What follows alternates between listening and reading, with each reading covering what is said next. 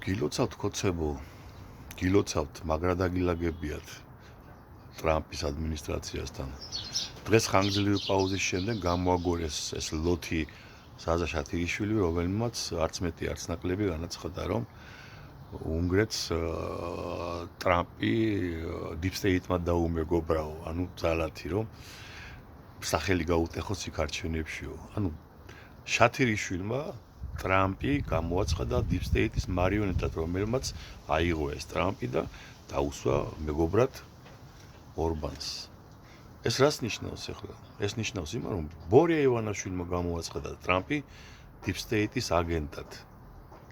იმიტომ რომ ივანაშვილის ნათქვამი და ყოფში ჩაწოთებული გაახმოვანა ამ უბედურმა ქრონიკულმა ლოთმა შათირიშვილმა. აი ეს არის თქვენი დალაგებული ტრამპთან.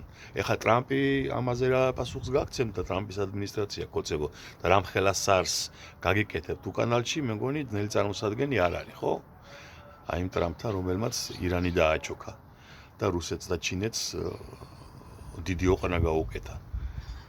ეს რეზაზე მეტყველებს იცით, რომ კოცებმა ამერიკასთან ვერ დაალაგეს და ძალიან დიდი პრობლემების წინაშე დგანან. ეს პრაქტიკულად ამერიკასთან ღია დაპირისპირებაა ბორია ივანაშვილის მხრიდან, რაც ძალიან კარგი არის. რასაც ყველას ულოცავ, არა მხოლოდ კოცებს. ტყუანი და მართალი მალე გაირჩევა.